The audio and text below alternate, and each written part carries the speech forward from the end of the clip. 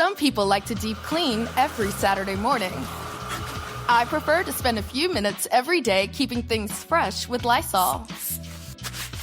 Lysol's brand new Day All-Purpose Cleaner cleans and kills 99.9% of viruses and bacteria on hard, non-porous surfaces around your home with a fragrance that feels like a tropical getaway for your senses. Don't just clean, Lysol clean. Meet the next generation of podcast stars with SiriusXM's Listen Next program, presented by State Farm. As part of their mission to help voices be heard, State Farm teamed up with SiriusXM to uplift diverse and emerging creators. Tune in to Stars and Stars with Issa, as host Issa Nakazawa dives into birth charts of her celeb guests. This is just the start of a new wave of podcasting. Visit statefarm.com to find out how we can help prepare for your future. Like a good neighbor, State Farm is there.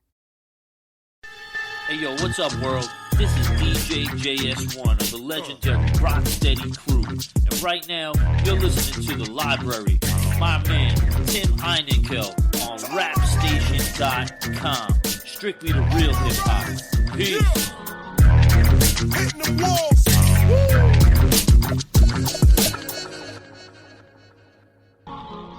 Where's your heart for the aerosol art? I'm a writer, not a fighter, man. I tear you apart. I wrote in more black books than all my rap books. My tag got that style, that grace, and that look. But wait, I'm walking out the store with raps and paint. And if you think I paid for them, I asked for them, I ain't. My hands all inked up, the cops they think what? Me and a can of paint and a My next guest, Dan Lish, is a true artist. He's a senior concept artist for the video game industry in London, but he's also blessed the world with a project called Egostrip. Egostrip is a project that started on Dan's commute to work on the train and is illustrations of iconic hip-hop artists. Dan, I want to welcome you to The Library with Tim Einenkel on rapstation.com. Welcome, man. Thank you very much. Appreciate and honoured to be here.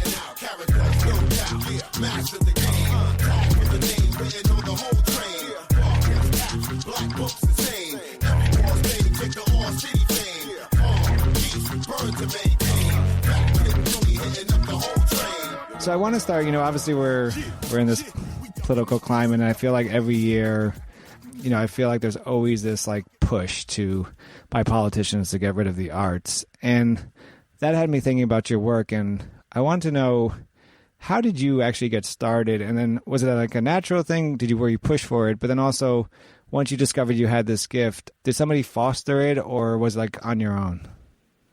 I was lucky that I had, when my parents were together, they were very encouraging, and they pushed that creativity in me because they saw that I was naturally drawn to that. I would either be, roaming around in fields looking for animals or something, or just with my head in a sketch pad. And my father, he really encouraged me. He got me specific pens and he guided me. My mother was quite artistic on her side of the family. So it was a natural thing. I just fell into it, and I guess being a bit of a daydreamer as well, that was a good excuse and a good habit, really, just to embrace or be in that bubble of creativity and just explore these worlds, the inner worlds, I guess. Especially when times, they get a bit rough sometimes, the up and downs of life. I wouldn't say it's a direct escapism, but it's sort of therapeutic, and it's just a lovely place to be. Being in that creative zone.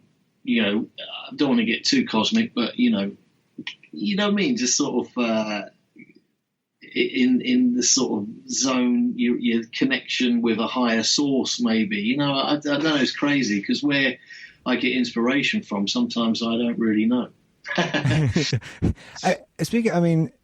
So was this when you were growing up and you had this encouragement from your family, your parents? Mm-hmm. Was there any? I imagine this, and I don't want to go. I imagine Dan at school, kind of teachers talking, you zoning out, probably doing amazing artwork, right, or just sketching, and then getting in trouble for it? Or yeah, sometimes. I mean, it depends where you strategically sit. If you're in the back of the class, you get away with a lot more, and everyone wants to be at the back of the class, I would suggest. I mean, you opened up a big topic there about schooling, quote unquote, so I didn't really get along with it too well. But yeah, I don't want to get off the subject, but yeah, it happened now and again. I just wanted to get the hell out of school, to be honest, and just explore this world around us as much as I could. So when you started to explore the world, how did you fall into these illustrations of blending hip hop legends and the fantasy world?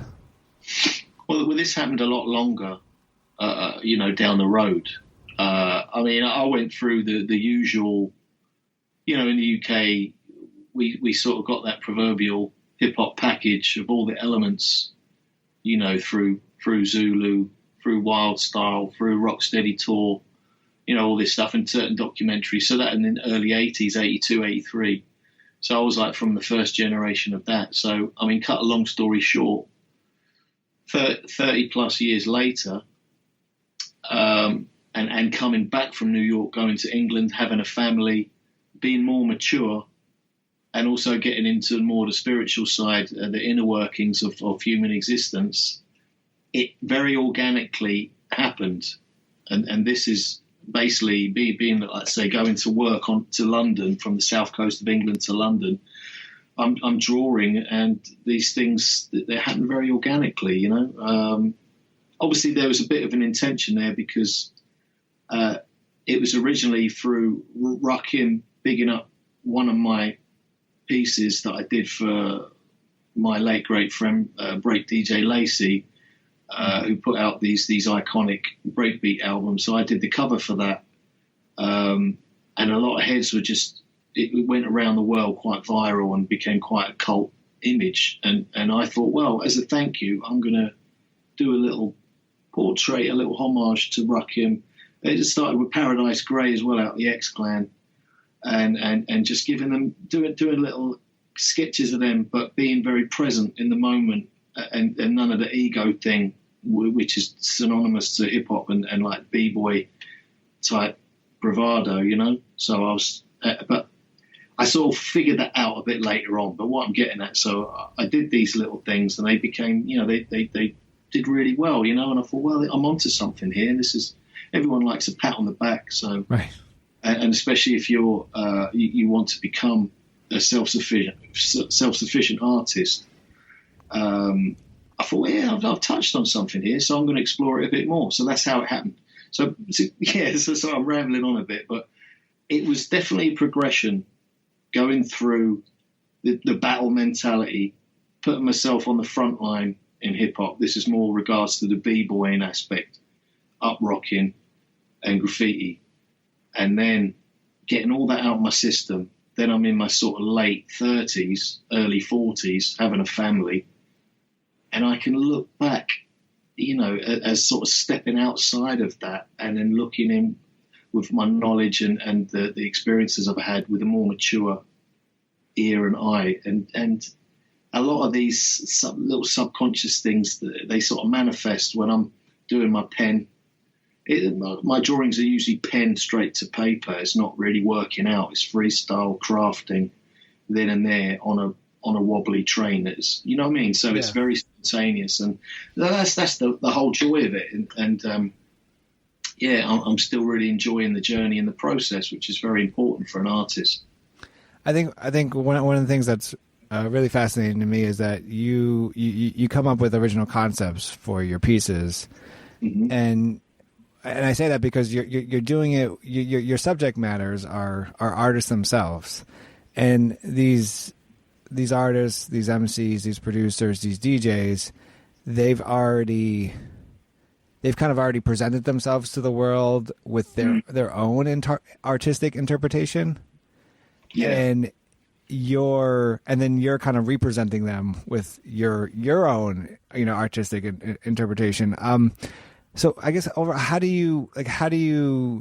how much of what they presented already, what these artists have already presented to the world, how much do you take into account when creating your pieces like that? That's a good question, because it boils down to 3 or 4. How can I explain it?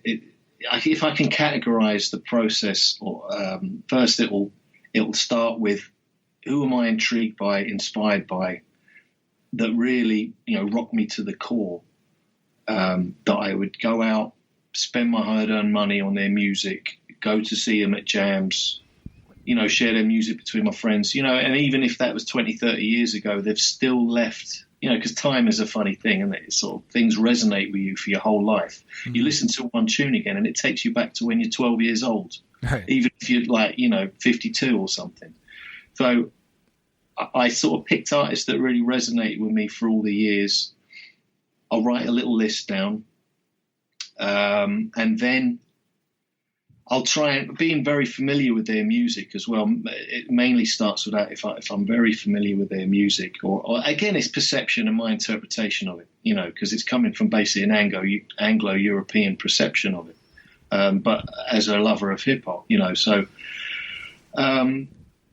it's quite a broad question, that one. But it depends as well, because some characters I'm quite intrigued with, although I might not listen to a lot of their music. Right. But I would definitely say it has to come from the love, the inspiration, the intrigue, and how I can flip it, or how I can make a suggestion that of the power of their music, but I might trying to manifest that into something tangible. Like there's a lot of speakers with little faces on, and there's lots of, say like with Ultramagnetic MCs, the first one that comes into my head, I put them on the back of this rhino that was sort of mixed with a sort of tape deck sort of studio sort of crazy laboratory, but this charging rhino, because that was the impact they had on me when I was a youth. Their music just blew my head off. So I'm trying to use these visual metaphors, which is quite a big thing, that I use a lot of analogies and metaphors and have little side narratives going through these illustrations as well. And I'll use quite a bit of symbolism when I can, because I might be listening to some crazy podcast that is very alternative, and you have to be quite open-minded. And that also might affect that illustration that day as well. It's a huge question, because every one, I've done about 100, and I've done over 100 of these now over the last couple of years. And every one I would say is different in my initial interpretation of it. I'll try and keep to a theme that I feel that, like with Premier, he said, like, I'm a nerd. I sort of love my vinyl, my wax. He's like a crazy sort of professor in his lab knocking out these amazing beats. So I can play with that. It's easier for me to play with, say, crews like Far Side, like visually, Far Side, or, the Native Tongues are quite easy, because they were quite playful in their imagery and their lyrics as well. So that gives me a lot more of what I can play with. With PE, with Public Enemy, I remember I heard this interview when I was about 17, and there was this cat from New York, I can't remember, Bones Malone, was that, maybe that was him, I can't remember, but he said, yeah, PE, they just entered hip-hop on this black cloud, always, this huge black cloud, and there was a rumble across New York or something like that, and that's my sort of remembering. It might be wrong, but that's what sort of stayed in my head. So I thought, I'm going to do like a huge flotilla, just with flavour, just buzzing around like he does, just like aggravating shit, you know what I mean? Just sort of like, and Chuck and everyone there, but Hank Shockley in his floating laboratory, pushing buttons and pulling levers. So the main thing is that I'm playing around.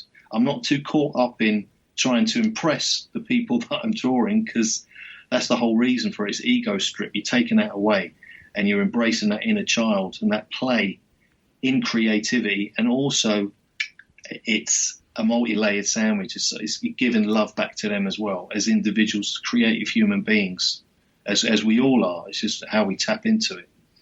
How much of the, I mean, you talked about, inspirations, like hearing someone say something about PE or, listening to a podcast, but how much, how much do you ever go back and I guess listen to the discography or a track that you really remember, of the artist or the subject that you're painting at the time or drawing at the time? Well, that definitely helps. I mean, sometimes I'll be listening to the craziest music that has nothing to do with the artist, but I'd say more than 50%, I will listen to those iconic tunes that have really resonated over the years.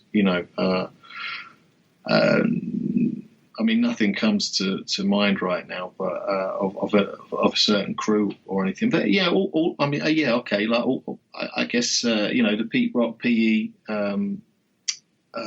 Flash. I'll be listening to some iconic jams that that pop into my mind, and it might only be two. Like with Pete Rock, Seal Smooth, it was a straighten out remix with the horns and the bass line that has lasted for me, as well as that first EP all sold out.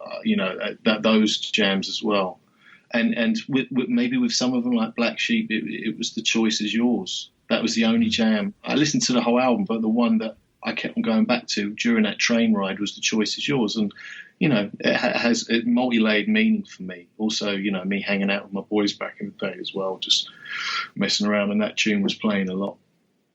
So, it depends, but it's mainly a couple of iconic tunes. Sometimes I don't need to at all. I just know what I'm going to do. Scribble out a little thumbnail rough. Especially if it's a big crew piece, if there's more than 5 members, it takes a little bit more planning. But yeah, sorry, I'm rambling a bit, but I hope that answered your question. No, I think what also is interesting is that you talk about these are. It sounds like you're saying that these are legends or these are artists that you kind of brings you back to your youth, right? But have there ever been moments where let's say you have a plan to kind of draw or do a piece of an artist, and you remember him or her, in your youth and what you were listening to when you first heard them, but now as an adult, you've kind of gone back and, hey, I'm going to listen to this track again, and obviously it means something different because you're at a different point in your life, and then that happens and you have to kind of totally rework the piece, or do you try to still stick with your initial plan for the piece? That really doesn't have an effect, to be honest. And that there might be records that they did a while ago, and maybe the lyrical content I'm not really into as much, but it doesn't really have that effect on me. I just appreciate it's in a little capsule of this time where I can just nip in and out, and it still has that effect that it did back in the day, I don't know. It's a funny question because sometimes the subtleties that you overlook, years later, you'll pick back up on them again, and you think you would have forgotten them. With me, anyway, I'll remember the tiniest little silly detail of things, right, and sort of focusing on that, not visually, but sound-wise as well, and that feeling. And even, like I say before, I know I said this previously, but it might have been, honestly, 15, 20 years, and I haven't heard the music or these specific, records for a long time. And as soon as I press play, then I'm right there again. Right. It's interesting how it has that effect. You've obviously, like you mentioned, you've done over 100 pieces, and you've done Eric B. and Rakim, KRS-One, Beastie Boys, Public Enemy, Questlove, Pete Rock, Premier, and more. But you also you have a print of the late Jay Dilla. for you, and there's a lot of stories about Jay Dilla. Like people, the most common one I feel is that people don't realize they're listening to Jay Dilla, or how much of an effect Jay Dilla actually had on their upbringing until you tell them. So I was curious, when did you first discover his music, and were you also kind of are you in the boat like with most of us or some of us that you didn't realize you were hearing him until he passed or until much later in the game? Yeah, that was definitely in there as well. I didn't realize how much of an effect he had, because I'm a bit, if there's a lot of hype on something, I'll intentionally turn the other way. So I know when he passed, everyone was just, going crazy playing his style. There was nights dedicated, which I can understand that, but I sort of shied away from it a bit because I had a lot of respect for his craft, but I didn't really get too caught up in that. And so I had to wait a good, 5, 6, 7 years before, I started listening to it again. I don't know. It was just all a lot of the hype and craziness. I just shied away from it, I think. I definitely, the more I went back, I was like, damn, he's done so much, and it has lasted the test of time. And he was releasing so many of the mixtapes and all his beats and stuff like that. And half of them I'd like, half of them I wouldn't, but, just being fussy. But it definitely, it had an effect. Do you remember which kind of Dilla beat that, a beat that by Dilla you've obviously heard but didn't know it was him? And do you remember what beat that was that you really liked, or you just kind of? It was on Quest's album. There was quite a few on there. Not really naming specifics. Also, even Far Side as well. Like, oh man, what was it? Because my memory fades. I tell you, being a bit dyslexic as well, I'm really crap at remembering the names nowadays. Visuals is fine, but I forget names. But there's some joints on Far Side, second album. I was never really listening to Slum Village that much until it was on this. I used to go to the Sound Library. Do you remember that record shop on First Avenue? It was you get a lot of producers and diggers going there. It was a wicked shop. No. Yeah. So basically, I picked up this tape from there because this was, although CDs, people, for some reason, a lot of hip hop heads, especially some B-boys, we were still playing around with tapes. Anyway, I got this tape from there, and this was in about 2003 or 4, and it had some Dilla instrumentals and Slum Village stuff mixed in with jazz and stuff like that. And I loved it because I used to cut people's hair as well, so I used to stick that on while I was cutting hair.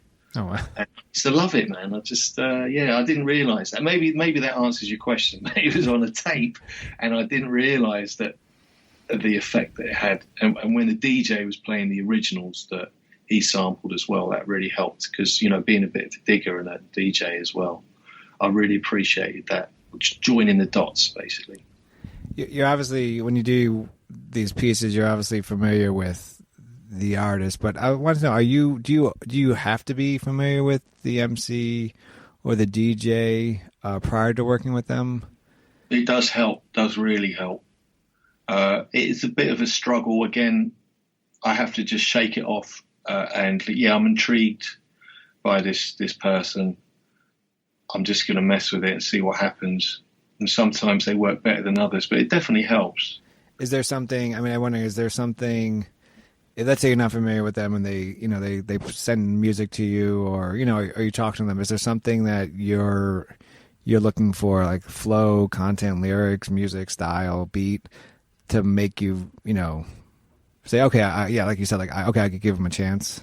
Yeah, it's difficult because they might be a really nice person, very humble and righteous and just a good person. And the music, I might not be feeling it that much.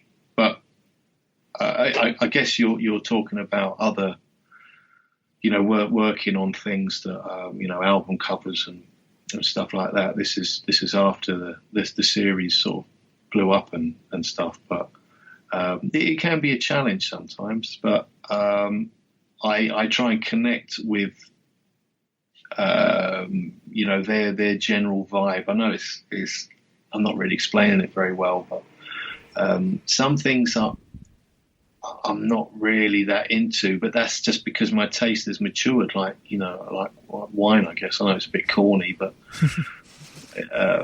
it's a natural process. You're going to gravitate towards certain things because of that emotional effect it had on you at a specific time, and you've just naturally grown that way.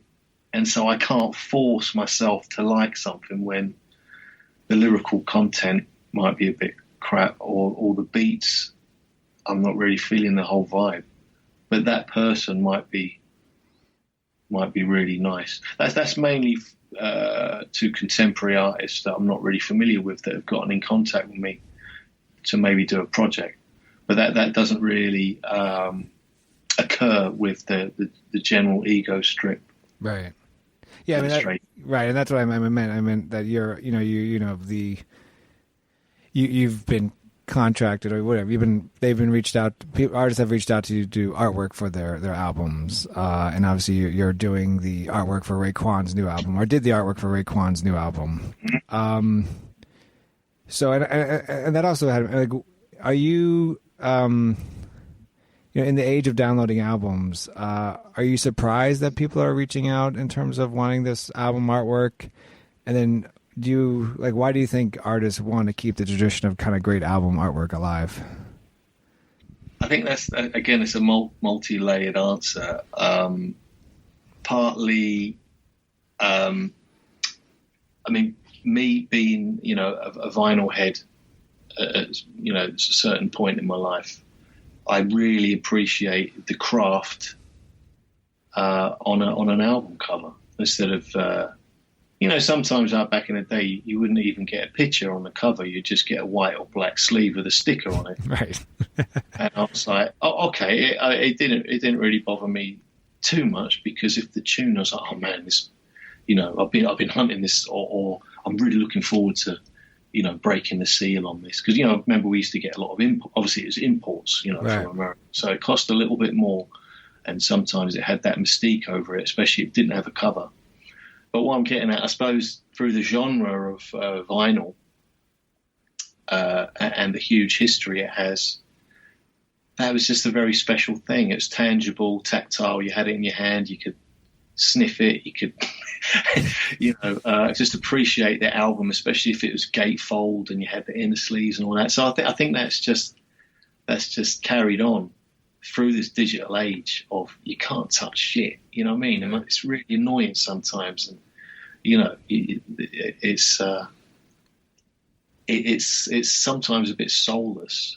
So I think the craft shines through, even if it's a digital image. It's not taking away nothing from the people that do vector art, you know, like working in Illustrator when it's quite stiff. Right. And a lot of stuff looks like it's just been copied or traced or something. When there's that human element, it goes quite deep, I guess. It's that human element of pen touching paper or paintbrush touching a surface. You know, it's human, it's tangible. You know, there's mistakes in there. You know what I mean? It's just that very human. I can't explain myself anymore. I think that's why people still reach out, because and maybe, you know, not getting too deep. Maybe they like the stuff, but it looks fun, yeah, and a bit different. But it's also got that old school sort of flavour where it's a bit sort of comic booky, children's book illustration type thing. Maybe that as well. I'm just jumping, you know, around a bit, but that might be it. Who knows? How did you're doing Raekwon? You did Raekwon's 7th album. It's The Wild. How did that collaboration come about? I mean, you reached out to him, he reached out to you, and then it was the other way around, man. I tell you, that a big piece of humble pie for me. It was amazing. He reached out to me, which is great. That's amazing. He said, "Yeah," he was like, "Peace, Dan. This is Raekwon from Wu-Tang. I need to call you. Just call me ASAP. And I was just like a giggly little 12-year-old. Well, my perception of myself at the time. I mean, I kept pretty chill and everything, but I was like, man, this is crazy. So I called him up, and he's just a really, really nice guy to work with. You know, again, he had a lot of love and respect for the craft, as I do for his craft. And it just, I mean, to be honest, his manager, I think, got in contact with me about a year and a half ago. And I said, well, what was he like on the off chance? Just interested in seeing, what made him. And he really liked the Cool Herc and the Nina Simone one I did. And then when I did that Wu-Tang one with the multiple heads on the body, that sort of knocked his socks off as well. And he just got in contact, and that was great, man. It was really cool and a pleasure to work with him as well. He definitely had a vision, and he stuck to it. But he was still very, encouraging for me to explore themes. And it was brilliant working with him. And I knew I had to do a good job because he only expects greatness. You know what I mean? Yeah. So I had to really work hard doing that one. I made sure the original was very large as well because hopefully the album is going to be amazing and it's going to do well, and I'll have something tactile to maybe sell at a later date. That's the thing with digital stuff, man. You can't really shift it at a later date. You can't really show it at a gallery show. I mean, you can have like a print, but it's not the same as the original. With the dirt and the ink splats on it and the tea stains or whatever. Right. Sorry, I've gone off on a tangent, but yeah, that was great, man. That was really good. So when you're collaborating with him, are you? Sorry if this sounds like a dumb question, but are you in studio with him, or is it just like emailing images or drafts, I guess, kind of back and forth? You're going to find this quite funny, but this was through Instagram and WhatsApp, and trying to claw. I mean, at one point, with all due respect, I had to say, man, look, you got to give me more direction because it's getting a bit cryptic. You know what I mean? So we had to go through that hump of finding or getting to the source of the idea and his vision. And then I could just let loose and my imagination. I could add things and put my own flavor to it. And this is like you. So you haven't. It sounds like you haven't heard the album. No. So this is a lot of the time, cats send me tracks just to get flavor of and so it's some I'd say 50-50, but this I haven't heard anything, nothing. Right, because I mean, to me, I'm looking at your Twitter account, and I'm looking at the album cover, and it's called The Wild. So, for someone who does not have any artistic talent whatsoever, me, I see it. It's like it's the Wild. Like he's Raekwon, and the sound. This is like what if I was to envision a city that just went crazy wild, so to say. Yeah. This would be it. So, I mean, so you're basing the artwork of talking to him, but then also kind of the name of the album as well. Yeah. Well, I think I should be able to say this, but originally the whole process is like, he got in contact, we had a chat, just bigged each other up and just had a good chat. You know what I mean? It was cool, and obviously I'm very sort of humbled by him getting in contact, so I'm like, yes sir, no sir, sort of thing. No, it was cool. And then he gave me the initial idea. Like he wanted sort of like time. He wanted to go back to sort of like more, not like his battle raps, but more the stuff back in the day where he was known for the rawness and dope lyrics and everything. And it's called The Wild.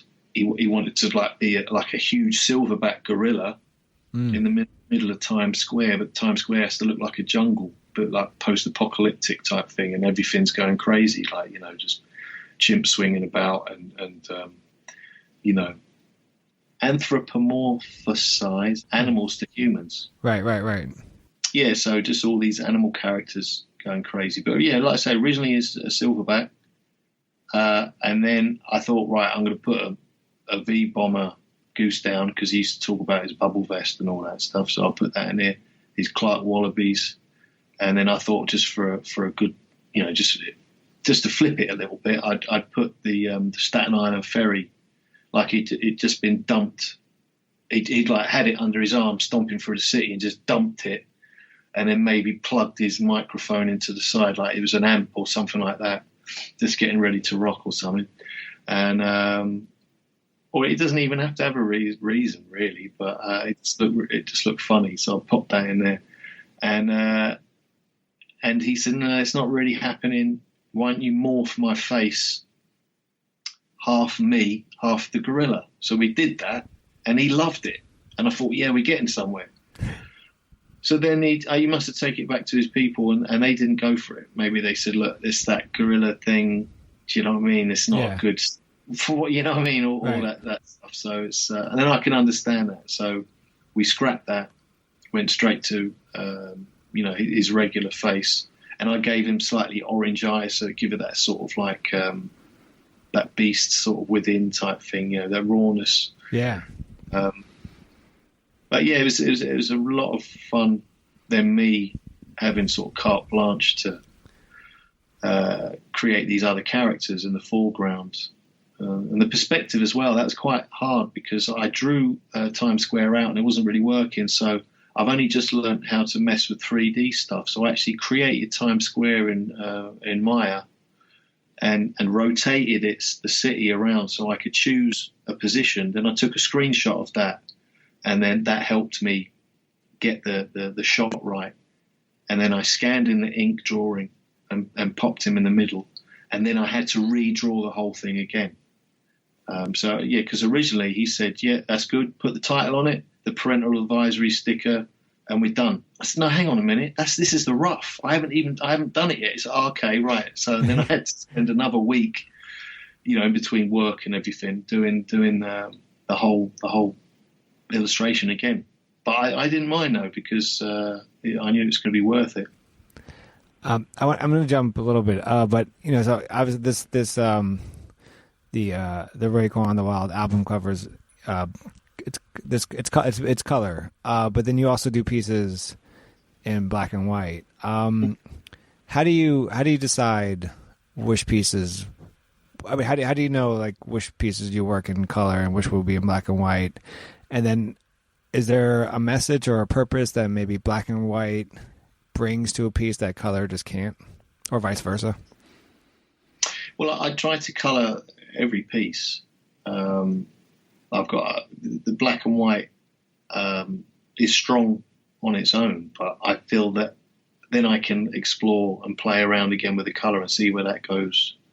And I might be able to, a lot of the time, I try and get a lot of depth in my work, and sometimes with the ink pen, it's just not giving that as much depth as I'd like. So I can scan the original ink work and then color it in Photoshop.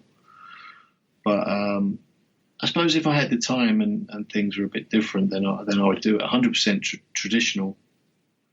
But it would take a lot longer.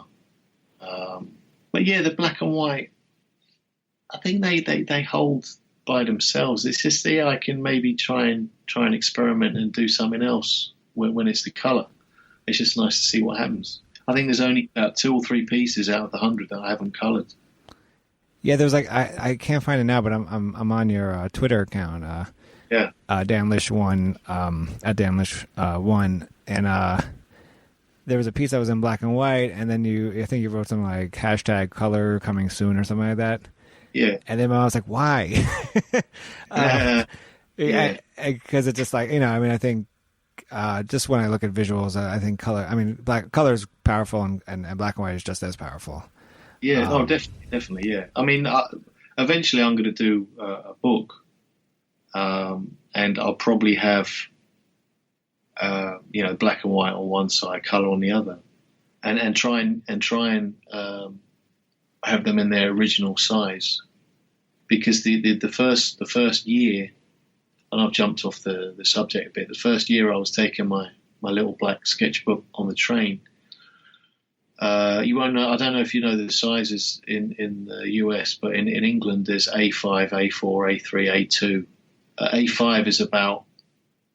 These are specific paper sizes. A5 is about. I think it's 5 inches by 8 inches, so they're quite small. So I had this little black sketchbook with me that was very portable, so I could just use that. So all the first ones, the first probably 30 or 40, they're all pretty small. So when I get to exhibit them, people are quite surprised on how small they are. And when I started getting to the cruise, then I had to go a bit larger,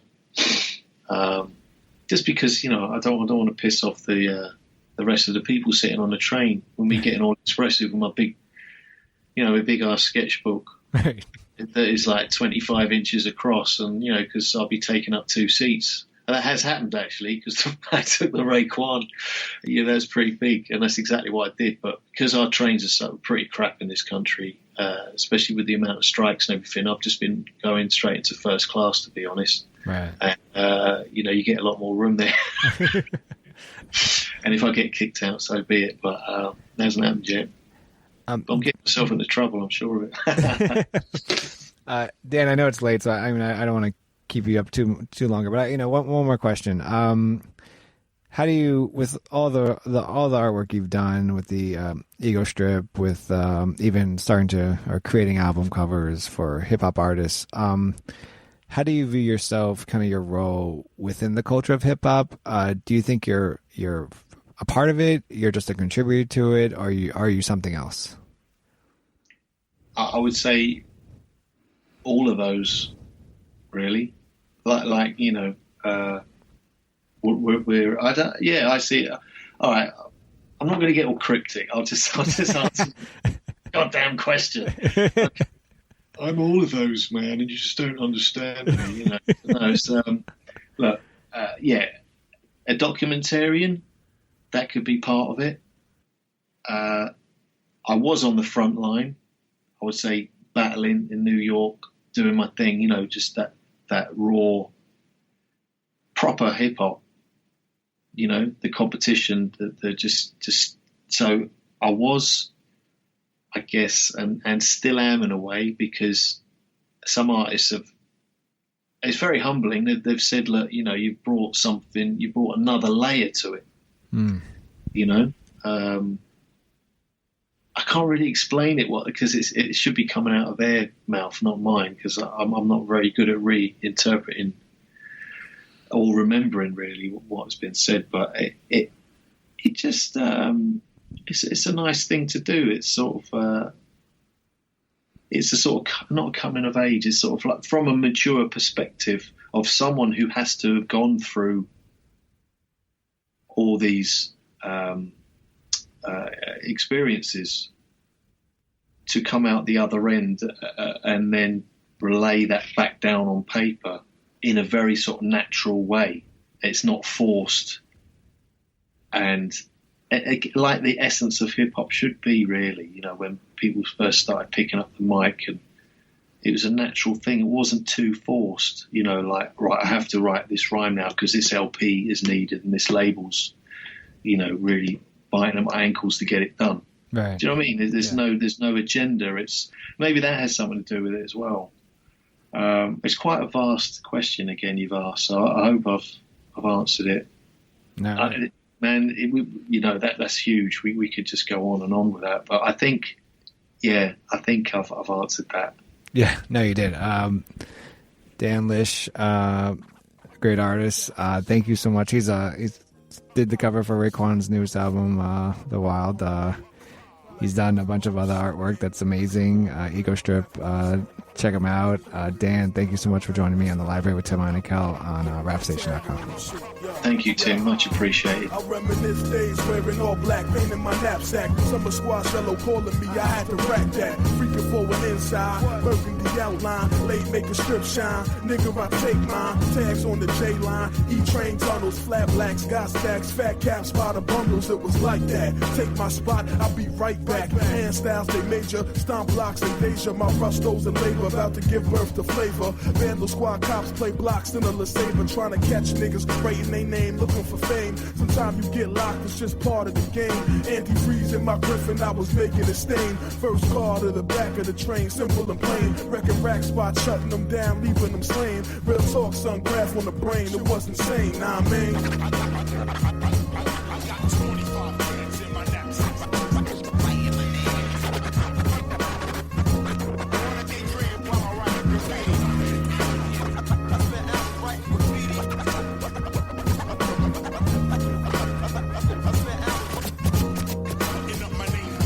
Yo, I can still smell the paint in the air like I was there. I used to ride the 7 train way back and just stare at the colors on the roof. Pale yellow was the shit. Everybody wildin' out, anybody was a fit. Pilot marker in my pocket, everything was getting hit. When you come through correct, your whole style get big.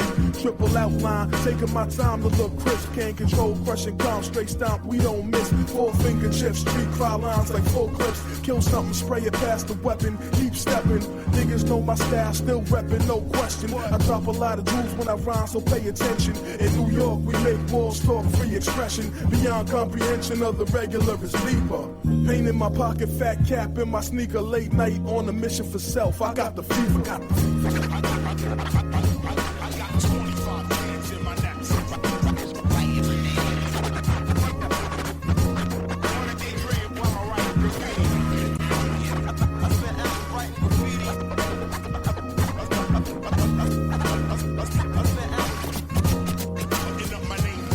Adrenaline rushing as I see a transit cop coming. Now I start running, hop the suit, drop the paint, hop the roof, slip, fell. Cut myself, my left hand leaking. I'm not trying to go to central bookings for the weekend. I'm moving like a marathon winner, never a quitter. Big chasing me for bullshit, I'm wondering why they bitter. So I go left, go right, go left, hit the Ave, run around the corner and I hop into a cab. Now I'm moving, got away, close call, still bleeding, shirt rip, scuff kicks, out of shape, heavy breathing, not discouraged from my mission. Never that, I'm still proceeding, doing spots like an even Monday to the weekend. Peace to all the writers catching tags every evening. Spots seeming hot, gleaming, permy walls on forever shit. Drop bombs like 7 million Arab rebel terrorists. One love coming from a spray paint specialist, you heard? I got 25 hands in my knapsack.